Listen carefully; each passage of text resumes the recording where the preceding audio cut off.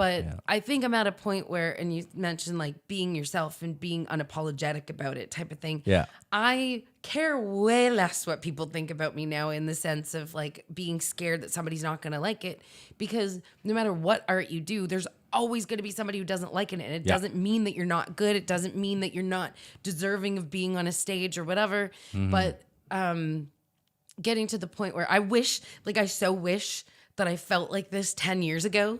Like, I wish that I had this confidence 10 years ago, because it would have changed my whole entire world. But all I have is now.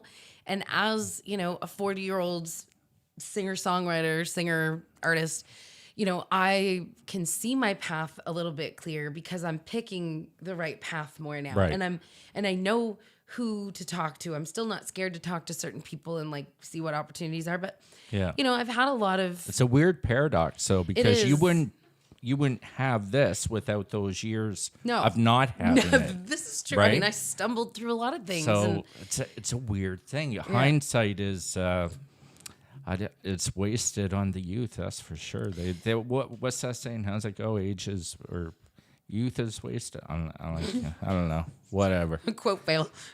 Whatever. Quote fail. Yeah. But it's no, it's one of those things that, I mean, if you knew better, you'd do better. But not to say that I did anything innately wrong, but because I learned certain things, like this album, for example.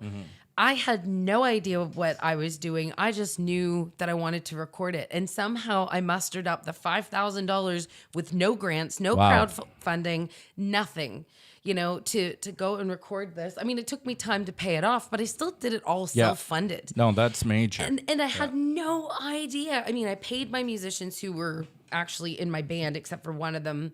But like my bass player and my pianist and my drummer at the time, they all played in my band, but this was my project. So I paid them, as one-offs, but they were a huge integral part of my whole growth as a musician. Like I love them still, like from the bottom of my heart. They will always be my family, but it was still all me.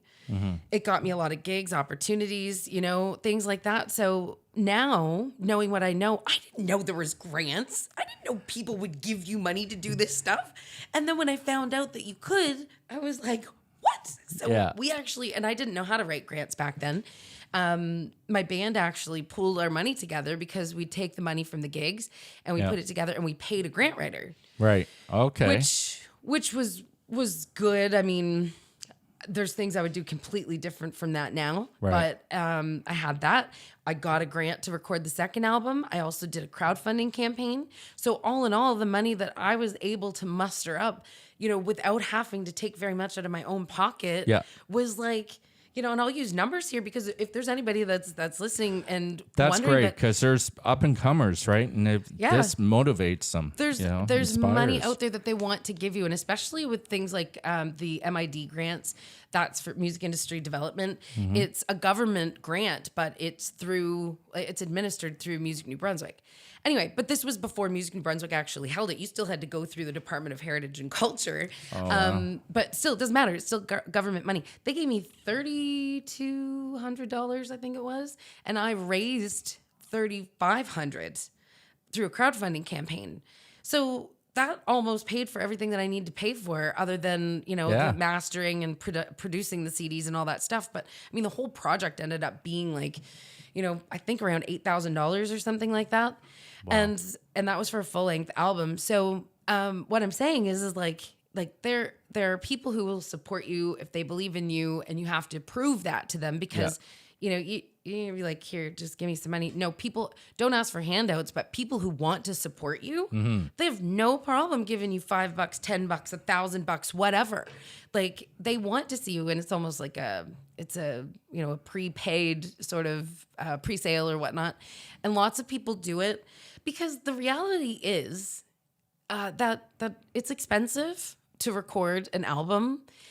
The return on it is usually not anything, like, especially when you're first starting out, you don't see big returns right away, because, that's just how it is. You just spent, let's just say, for $5,000 for all intents and purposes, it takes time to get traction on radio and everything, to get Right. your royalty payouts. It takes time, like for that, like that sort of album to grow a little Yeah. bit. Yeah. So you can't expect things to go wild. I mean, some people luck out and they might get a placement with like TV and film and stuff like that. But even then, it takes time. So you have to think of your long game, which I didn't when I first did that one. I didn't have a long game. I was just like, oh, I want to do this.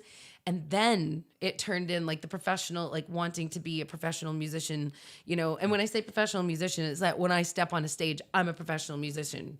I don't do this 40 hours a week, but Right. I still am considered. You get paid for your performance. Yes, people pay me to do what I do, Yeah. which is wonderful. Yeah. And every time that somebody hands me money, it's like a form of validation to say, you know what? Yeah.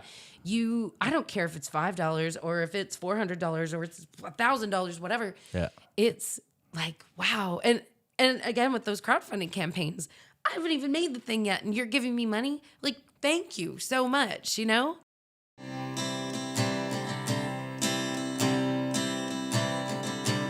way you smiled at me was easy to believe, but you were the special kind.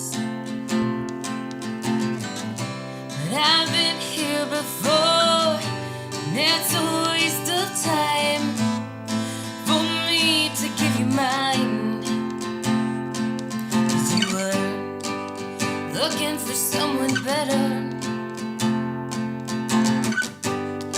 I hope you get her, because I'd rather sleep with ghosts than lie in the shadows of who you're really dreaming of. When my bandaged hearted knows it's better to let you go than watch you throw away my love.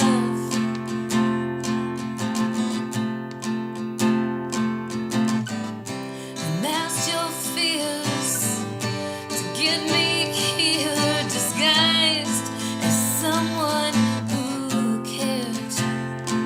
But you were stubborn for affection, but intimacy made you run in the other direction.